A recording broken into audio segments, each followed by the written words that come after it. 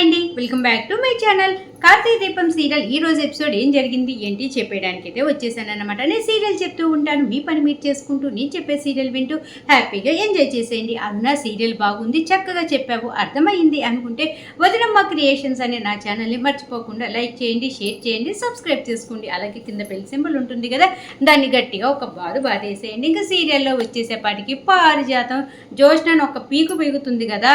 ఏంటంటే జోష్న బెడ్రూమ్లోకి వెళ్ళి ఎవరైనా వస్తారేమోనని చెప్పేసి ఆ డోర్ మరి బిగించి మరి జోష్నని ఒక పీగు బిగుతుంది. అప్పటికి జోష్న గ్రాని బాగా ఓవర్ చేస్తుంది. గ్రాని నా రూమ్కి రావాలి, బాగా బుద్ధి చెప్తా అని చెప్పేసి జోష్న అనుకుంటూ ఉండేలోపు పారిజాతం రావటము జరుగుతుంది. పారిజాతం జోష్నను ఒక పీగు బిగటము జరుగుతుంది. అప్పుడు జోష్న అంటూ ఉంటుంది, ఏంటి గ్రాని నన్ను కొట్టాం అనేసి అనగానే కొట్టడమా చంపటమా, ఇంకొకరు కానీ నీ ప్లేస్లో ఉంటే మామూలుగా ఉండేది కాదు, చంపి పడేసేదాన్ని. ఏమే మీ తమ్ముడు మీ తమ్ముడే కదా, వాడు జైల్లో ఉన్నప్పుడు మీ నాన్న నీకు ఫోన్ చేశాడు కదా దాసు, ఫోన్ చేసినప్పుడు మీ తమ్ముడు కాశీకి హెల్ప్ చేయాలని లేకుండా మళ్ళీ అసలు ఆ విషయం ఇలా జరిగిందని చెప్పేసి ఏమాత్రం నాకు చెప్పను కూడా చెప్పలేదు. నువ్వు అసలు రక్త సంబంధం అంటే నీకు విలువ తెలుసా?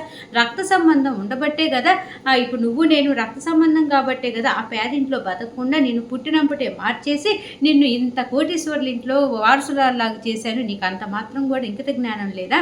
మన రక్త సంబంధం అంటే నువ్వు ఒక్కదాన్ని హ్యాపీగా ఉంటే సరిపోతుందా? మీ నాన్న హ్యాపీగా ఉండొద్దా, మీ తమ్ముడు హ్యాపీగా ఉండొద్దా అని చెప్పేసి పారిజాతం జోష్నాని ప్యాక్ ఆడుకుంటూ ఉంటుంది అనమాట. ఇంకా అప్పుడు జోష్న అంటూ ఉంటుంది, అదేంటికి రాని నేనే కదా మొత్తానికి అప్పుడు కాశీగాడు నన్ను ఎంత మోసం చేశాడు పెళ్లి విషయంలో, ఆ గౌతమ్ గాడు మంచోడు కాదు అని చెప్పేసి చెప్పమంటే వచ్చేసి అంతా కూడా ప్లాన్ అంతా చెడాబడా చేసేసి నన్ను అంత తప్పుదానిలాగా చేశాడు కదా. అదంతా కోపం నా మనసులో పెట్టుకుని కావాలని ఆ కాశీగాడి విషయం నీ దగ్గర చెప్పలేదు, నేను హెల్ప్ చేయదలుచుకోలేదు అనేసి అనగానే అందుకని నేను కొట్టింది, నీకైనా బుద్ధి రాదంటే చూడు నువ్వు హెల్ప్ చేయకపోయినా నా అల్లుడు శ్రీధర్ ఉండబట్టి హెల్ప్ చేశాడు కదా, ఎవరో ఒకడు హెల్ప్ చేయబట్టి ఆ కాశీ బయటకు వచ్చాడు, లేదంటే ఆ కాశీ ఇవాళ రోజున ఆ పోలీస్ స్టేషన్లోనే ఉండిపోయేవాడు కదా అని చెప్పేసి పారిజాతం జోష్నతో అంటూ ఉంటుందన్నమాట. అప్పుడు జోష్న మాస్టర్ ప్లాన్ ప్రకారం అవును శ్రీధర్ మామయ్య కదా కాపాడింది కాబట్టి నేను ఇలా అబద్ధం చెప్పొచ్చు అనేసుకొని గ్రాని నీకు తెలియని విషయం ఏంటి అంటే నాకేమో హెల్ప్ చేయాలని అనిపించలేదు, కాశీగాడు నన్ను మోసం చేశాడు కాబట్టి నేనే శ్రీధర్ మామయ్యకి ఫోన్ చేసి మామయ్య నువ్వే మా తమ్ముడు కాశీని కాపాడమని చెప్తే మామయ్య అందుకే హెల్ప్ చేశాడు అనేసి అనగానే పారిజాతం అవునా అయ్యో జోష్న ఈ మాట ముందే ఎందుకు చెప్పలేదు, అనవసరంగా నేను కొట్టాను కదండి అయ్యో జోష్న అని చెప్పేసి అని ఇలా అంటాను అనుకున్నావా అనేసి పారిజాతం అని వెంటనే జోష్నకి ఫీజులు ఎగిరిపోతాయి అన్నమాట. చూసే మనకు కూడా అదే పరిస్థితిలో ఉంటామండి. ఇంకేంటంటే పారిజాతం అలా మాట్లాడుతుందని మనం అనుకోం కదా. అప్పుడు వెంటనే ఏంటి గ్రాని ఏం మాట్లాడుతున్నాం అనగానే నీ సోది కబుర్లు నాకు మాకు పారిజాతం జల్లోనే పూలు పెట్టుకుంటుంది కానీ చెవులో కాదు అని చెప్పేసి డైలాగ్ వదులుతుంది అనమాట. అప్పుడు గ్రాని నేను చెప్పేది నిజం అనగానే నీ మాటలు నాకు మాకు నేను 25 సంవత్సరాలు ఈ ఇంట్లో ఉంటున్న దాన్ని 200 రూపాయల జీతము 2 కాటన్ చీరలతోటి వచ్చి ఇప్పుడు ఇంతటి భోగం అనుభవిస్తున్నాను అంటే ఎన్ని దెబ్బలు తినుంటాను, ఎన్ని మాటలు పడి ఉంటాను, ఎన్ని ఆలోచనలు చేసి ఉంటాను, ఎన్ని పథకాలు చేస్తే తప్ప నేను ఇలాంటి ప్లేస్కి వచ్చేదాన్ని కాదు, నీ ఇలాంటి ఉత్తుత్తి మాటలు నాకు చెప్పగాకు అని చెప్పేసి మొత్తానికి జోష్న వేసిన ప్లాన్ని పారిజాతం పసిగట్టేస్తుంది అనమాట. ఇంకా అప్పుడే జోష్న అనుకుంటూ ఉంటుంది వామ్మో ఇది గ్రానీతో కొంచెం జాగ్రత్తగా ఉండాలి, గ్రానీకి ఏమీ తెలియదు, పెద్దగా తింగరబుచ్చు అనుకునే నేను నన్నే తింగరబుచ్చు చేసేసింది కదా గ్రాని అనేసి ఆలోచిస్తూ ఉండేలోపు అప్పుడే పారిజాతం అంటూ ఉంటుందన్నమాట. ఈరోజు మీ అత్తయ్య వాళ్ళు దీప మీ బావ అందరూ కూడా భోజనానికి వస్తున్నారు, మేము వెళ్ళి ఆ ఏర్పాట్లు చూసుకోవాలి ఉంటా అని చెప్పేసి ఆ రూమ్లో నుంచి వచ్చేస్తుంది అనమాట. ఇంకా జోష్న అప్పుడే ఆలోచిస్తూ ఉంటుంది, వామ్మో నేను కాశీగాడికి హెల్ప్ చేయలేదనే గ్రాని నా గోప పగలగొట్టింది, ఇప్పుడు కానీ నాన్నని అంటే ఆ దాసుని నేనే చంపబోతుపోయాను అన్న నిజంగానే తెలిసిందే అనుకో గ్రానికి నన్ను చంపిపడేస్తుంది. అసలు ఈ గొడవలన్నిటికీ కారణం ఆ దీప అనే ఒక్క మనిషిగా నా లైఫ్లో లేకపోతే అసలు నేను ఇలా టెన్షన్ పడాల్సిన పని లేదు, ఇలాగ రౌడీలాగా విలన్లాగా నేను ప్రవర్తించి ఆలోచించాల్సిన అవసరం ఉండేది కాదు కదా.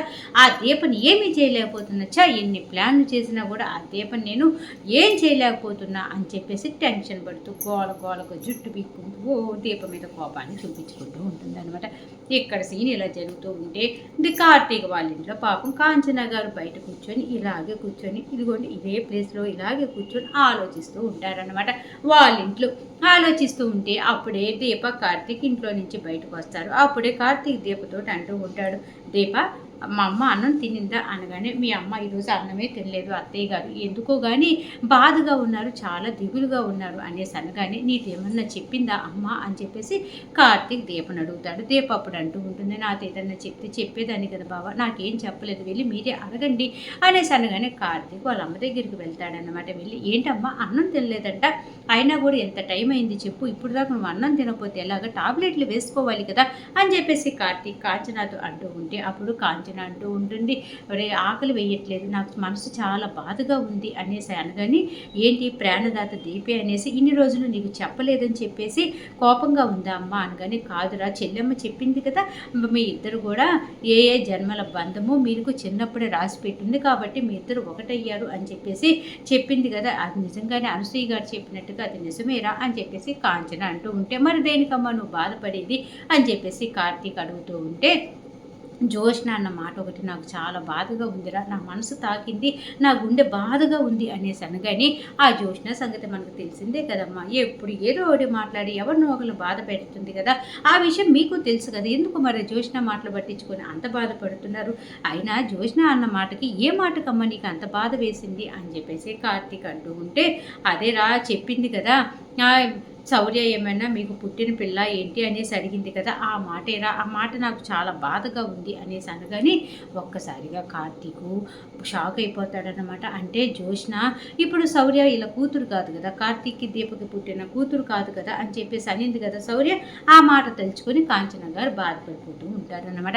ఇంకా అప్పుడే కార్తీకు ఆ మాట అంటూ ఉంటే వెంటనే అక్కడే దీప కూడా వింటూ ఉంటుందన్నమాట. కాంచన అప్పుడే అంటుంది, జోష్న ఆ మాట అనింది కదా, అదే మాట నేనంటే రేపు ఇంకొకరంటే చెప్పు అని చెప్పేసి అనగానే ఒక్కసారిగా షాక్కి గురవుతుంది దీప. కార్తీకు ఏంటి అమ్మ ఇలా మాట్లాడుతుంది అనేసి ఇంకా అప్పుడు కాంచన గారు అంటూ ఉంటారన్నమాట. అంతే జోష్న అన్నమాట నిజమే కదా, ఇంకా శౌర్య మీ ఇద్దరికి కలిసి పుట్టిన పాప కాదు కదా, మీ ఇద్దరికి కలిసి ఒక పాపైనా బాబైనా ఎందుకు పుట్టకూడదు చెప్పండి, మీరే ఆలోచించండి అనేసి అనగానే అప్పుడు కార్తీక్ అంటూ ఉంటాడు, అమ్మ ఆ జోష్న ఏదో నోటికి వచ్చినట్టు మాట్లాడింది అని చెప్పేసి నువ్వు కూడా ఏంటమ్మా అలా మాట్లాడుతున్నావు అనేసి అనగానే, అవునరా నువ్వు నువ్వు దీప కలిసి చక్కగా పాపను బాబును కన్నారనుకో, ఆ శౌర్యకు కూడా తోడుగా ఉంటుంది, ఆ జోష్న అన్న మాటలు ఇంకెవరు అనకుండా ఉంటారు కదా అని చెప్పేసి కాంచన కార్తీక్ చేతులు పట్టుకొని అంటూ ఉంటే, అక్కడే దీప ఉందని తెలియక కాంచన కార్తీక్ తోటి మాట్లాడుతూ ఉంటుంది కదా, ఇంకా దీప మాటలు వినేసి వెంటనే లోపలికి వెళ్ళిపోతుంది అన్నమాట. అప్పుడే కార్తీక్ అంటూ ఉంటాడు, అమ్మ ఇలాంటివన్నీ ఇంకా మనసులో పెట్టుకోమా కూడా, చాలా టైం అవుతుంది, ఆ విషయం గురించి ఆలోచిద్దాం కానీ భోజనం చేద్దు పదా అని చెప్పేసి వాళ్ళ అమ్మకు చెప్పేసి కార్తీక్ దీప లోపలికి వెళ్ళిపోయింది కదా అని చెప్పేసి దీప వెనకాలే కార్తీక్ కూడా లోపలికి వస్తాడనమాట. అప్పుడు కాంచన అంటూ ఉంటుంది, ఆలోచించడం కాదురా, నువ్వు దీప తలుచుకుంటే చక్కగా నా చేతిలో ఒక మనవరాలను పెట్టేస్తారు, అప్పుడు అందరూ నువ్వు మూపేయచ్చు కదా అని చెప్పేసి కాంచన మాట్లాడుకుంటూ ఉంటుంది అనమాట. ఇంకా దీప లోపలికి వస్తుంది. లోపలికి వచ్చేసి తన మెడలో ఉన్నటువంటి చైను, అదేనండి ఇన్ని రోజులు ప్రాణదాత అని చెప్పేసి చిన్నప్పుడు దీప మెడలో ఉన్నటువంటి చైను కార్తీక్ జోబీలో పడితే, ఆ కార్తీక్ నా ప్రాణదాత నాకు గిఫ్ట్గా వచ్చింది అని చెప్పేసి మనసులో అనుకొని ఆ చైన్ని జాగ్రత్తగా కాపాడుకుంటూ వస్తాడు. మొత్తానికి మొన్న సుమిత్ర చేతుల మీదుగా దీప మెడలో ఆ చైన్ వేపిస్తాడు కదా, ఆ చైన్ ఇప్పుడు మెడలో తీసేసి శౌర్యకి వేయబోతూ ఉంటుంది అనమాట దీప. ఇంకా శౌర్య వేపించుకుంటూ అంటూ ఉంటుంది, అమ్మ ఈ చైను ప్రాణదాతది కదా, అంటే నీది కదా, మరి నీ మెడలో చైన్ నాకెందుకు ఇస్తున్నావు అని చెప్పేసి శౌర్య అడుగుతూ ఉంటే, అప్పుడే దీప అంటూ ఉంటుంది, మా అమ్మ నా మెడలో వేసింది, నేను నీ మెడలో వేస్తున్నాను అనగాని, ఏంటి మీ అమ్మ అని చెప్పేసి శౌర్య అంటూ ఉంటే, అప్పుడే దీప అంటూ ఉంటుంది, సుమిత్రమ్మని నేను అమ్మ అని పిలుస్తా కదా, సుమిత్రమ్మ నా మెడలో వేసింది, నేను నీ మెడలో వేస్తున్నాను అనేసి అనగానే, అమ్మ నువ్వు ఏ ప్రాణదాత అని చెప్పేసి ఇన్ని రోజులు నాకెందుకు చెప్పలేదు అనేసి అనగానే, అప్పుడే కార్తీక్ అంటూ ఉంటాడు, నీకు చెప్పామనుకో నువ్వు అందరికీ చెప్పేస్తావు కదా అందుకని అనగానే, ఇప్పుడైనా అందరికీ తెలిసిపోయింది కదా నాన్న అని చెప్పేసి శౌర్య అంటూ ఉంటే, నేనే కదా అందరికీ చెప్పింది అని చెప్పేసి కార్తీక్ శౌర్యతోటి చెప్తూ ఉంటే, అప్పుడే దీప అంటూ ఉంటుంది, ఇంకా చాలే మాటలు, రేపు స్కూల్ ఉంది కదా పడుకుందు పద అనగానే, అదేంటి అమ్మమ్మ రేపు మనల్ని అందరినీ ఇంటికి రమ్మంది కదా, మనందరం వెళ్ళాలి కదా అంటూ ఉంటే, మనందరం అంటే మేము, నువ్వు రేపు స్కూల్కి వెళ్ళాలి, ఈ రోజే కదా అమ్మమ్మ వాళ్ళ ఇంటికి వచ్చావు, ఇంక రోజు అలా రాకూడదు కాబట్టి నువ్వు స్కూల్కి వెళ్ళాలి, మేము అమ్మమ్మ వాళ్ళ ఇంటికి వెళ్ళాలి అనేసి అనగానే, లేదమ్మా నేను వస్తాను అనగానే, శౌర్య చెప్పిన మాట విని పద వెళ్ళి పడుకుందు అనగానే, నేను ఇక్కడ పడుకోనమ్ము, నేను పెద్దనాన్నమ్మ దగ్గర పడుకుంటాను అనేసి శౌర్య అనగానే, అప్పుడు దీప అంటూ ఉంటుంది, సరే వెళ్ళి పడుకో, రేపు స్కూల్ బస్సు వస్తుంది కదా, లేట్ లేకుండా మనం బస్సు ఎక్కాలి నువ్వు అనేసి అనగానే, సరే కానీ ఇప్పుడు నువ్వు ప్రాణదాతవి కదా అని మరి నాన్న నీకు ఈత కొట్టడం వచ్చిందమ్మా, అప్పుడు నువ్వు నీళ్ళల్లో మునిగినప్పుడు నీకు భయం వేయలేదా అని చెప్పేసి ఇంకా శౌర్య వాళ్ళ అమ్మని అడుగుతూ ఉంటే, నాకేం భయం వేయలేదు శౌర్య, అక్కడ నాకు ఈత వచ్చు అని చెప్పేసి దీప చెప్తూ ఉంటే, అమ్మ నాకు కూడా ఈత నేర్పిస్తావా అనగానే, నేర్పిస్తాను శౌర్య అనగానే, మా మంచి అమ్మ అని చెప్పేసి థ్యాంక్ యూ అమ్మ అని చెప్తుంది అనమాట. ఎందుకు థ్యాంక్ యూ చెప్తున్నావు నాకు అనేసి అనగానే, ఇంకా నువ్వు నాన్నని అప్పుడు కాపాడబట్టే కదా ఇప్పుడు నాన్న సేఫ్గా ఉన్నాడు, అందుకే నీకు థ్యాంక్ యూ చెప్తున్నాను అనేసి ఇంకా దీపతోటి శౌర్య చెప్తుందనమాట. ఇంకా శౌర్య వెళ్ళిపోతూ ఉంటే కార్తీక్ ఒకసారి శౌర్యకి ముద్దు పెట్టి, ఇంకొకసారి నీకు హ్యాపీ బర్త్డే టీవీ చిట్టి తల్లి అనేది చెప్పగానే థ్యాంక్ యూ నాన్న అని చెప్పేసి లడలడా పరిగెత్తుకుంటూ వెళ్ళిపోతుంది అనమాట. ఇంకా అప్పుడు దీప కార్తీక్ మధ్య కొంచెం సంభాషణ జరుగుతూ ఉంటుంది. రేపు అమ్మ దగ్గరికి వెళ్తాం కదా, అమ్మ ఏం మాట్లాడబోతుందో ఏమో, అమ్మకి నా మీద కోపం అయితే తగ్గింది, ఎందుకంటే మన ఇంట్లో నుంచి వెళ్ళిపోయేటప్పుడు వెళ్ళొస్తాను దీప అని చెప్పి చెప్పింది. అప్పుడు అమ్మ కళ్ళల్లో అమ్మ నోటి వెంట నా మీద ప్రేమ ఆప్యాయత కనపడ్డాయి బావ అనేసి అనగానే, అత్తయ్య మంచిగానే మారింది, చక్కగా నీతో చక్కగానే మాట్లాడుతుంది, రేపు కూడా నీతో మంచిగానే ఉంటుంది అనుకుంటున్నాను మరదలా అని చెప్పేసి ఇంకా దీపా కార్తీక్ అలా మాట్లాడుకుంటూ ఉంటారు కదా. ఇంకా అలా జరుగుతూ ఉంటుంది. మొత్తానికి తెల్లారిపోతుంది. కాంచన హ్యాపీగా పాలకోవా చేపించేసి వాళ్ళ అన్నయ్యకి, అంటే దసరాదాకి పాలకోవా ఇష్టం అని చెప్పేసి పాలకోవా చేపిస్తుంది అనమాట. చేపించి అప్పుడే అనసూయ గారితో చెప్తూ ఉంటుంది, అక్క ఈ పాలకోవా నా చేతులు గుండానే మా అన్నయ్యకి తినిపిస్తాను అనగానే, ఇంకా నువ్వు అంత ప్రేమ చూసి ఇవాళ ఇంటికి వస్తావా చెల్లెమ్మ అనేసి అనగానే, ఏమైంది ఒకరోజు కాకపోతే 2 రోజులు అందరం సరదాగా గడిపేసి వద్దాం అనేసి శ్రీధర్ మాట్లాడుకుంటూ ఇంట్లోకి వస్తాడనమాట. అప్పుడే కాంచన అడుగుతూ ఉంటుంది, మీరెందుకు వచ్చారు అనగానే, నేను సుమిత్ర చెల్లే కదా మనందరినీ కలిసి రమ్మంది, కాబట్టి అందరం కలిసే వెళ్దామని చెప్పేసి మీ అందరినీ కారులో తీసుకుని వెళ్దామని చెప్పేసి వచ్చాను అనేసి శ్రీధర్ చెప్తాడనమాట. అప్పుడే ఆ కాంచన అంటూ ఉంటుంది, మేము ప్రతిరోజు మాకు ఆటోలో వెళ్ళటం అలవాటే, మీ కారులో రావాల్సిన పని లేదు, కార్తీక్ ఆయన ముందు ఇక్కడి నుంచి వెళ్ళిపోమని చెప్పు అని చెప్పేసి కాంచన అంటూ ఉంటే, అప్పుడు శ్రీధర్ అంటూ ఉంటాడు, పొద్దున్నే నిద్ర లేచి స్నానం చేసి టిఫిన్ చేసి కారు వేసుకొని వచ్చింది వెళ్ళిపోవటం కోసమా, మీ అందరినీ తీసుకొని కలిసే వెళ్దామని చెప్పేసి వచ్చాను అనేసి శ్రీధర్ చెప్తాడనమాట. ఇంకా అప్పుడే దీప అంటూ ఉంటుంది, పోనీ ఏంటి మామయ్య గారు చాలా ప్రేమగా వచ్చారు కదా, మామయ్య గారితో పాటే వెళ్దాము అనేసి అంటూ ఉంటే, ఇంకా అప్పుడే కాంచన అంటూ ఉంటుంది, తను ప్రేమ చూపించాల్సిన వాళ్ళు వేరేగా ఉన్నారు, మన మీద ఎటువంటి ప్రేమ చూపించాల్సిన అవసరం లేదు, ముందు అతను వెళ్ళండి అనేసి అనగానే, అప్పుడే శ్రీధర్ అంటూ ఉంటాడనమాట, మీరు ఇప్పుడు అక్కడికి వెళ్ళాలి అంటే ఏదో ఒక ట్యాక్సీయో ఆటోనో బుక్ చేసుకొని వెళ్ళాలి కదా, నన్ను ట్యాక్సీ వాళ్ళలాగా అనుకోని లేదంటే ఆటో వాళ్ళలాగా అనుకొని అలా ఫీల్ అయ్యే రండి, నేను కార్ దగ్గర వెయిట్ చేస్తూ ఉంటాను, దీప గబగబా బుట్టదాన్ని కూడా రెడీ చేసి తీసుకుంటారా శౌర్యని అనేసి అనగానే, లేదండి శౌర్య స్కూల్కి వెళ్ళిపోయింది అని చెప్పేసి దీప వాళ్ళ మామయ్య శ్రీధర్కి జవాబు చెప్తుంది అనమాట. అప్పుడు శ్రీధర్ అనసూయ వైపు చూసి, అనసూయ గారు మీరు కూడా వస్తున్నారా అనగానే, లేదు బాబు నాకు ఇంట్లో పని ఉంది కదా మీరు వెళ్ళేసి రండి అనేసి చెప్తుంది అనసూయ శ్రీధర్ గారికి. ఇంకా శ్రీధర్ గారు మీరు అందరు త్వరగా రెడీ అయ్యండి, నేను బయట కార్ దగ్గర వెయిట్ చేస్తూ ఉంటాను అని చెప్పేసి అక్కడికి వెళ్ళిపోతాడనమాట. ఇంకా అప్పుడే కాంచన అంటూ ఉంటుంది, ఏంటంటే అతన్ని నేను కార్తీక్ నాన్నలాగే చూస్తున్నాను, నా భర్తలాగా నేను చూడట్లేదు, నా గురించి అయితే శ్రీధర్ గారు ఇంటికి రావాల్సిన పని లేదని చెప్పండి అని చెప్పేసి మొత్తానికి గట్టిగా చెప్తుందనమాట కార్తీక్ తోటి.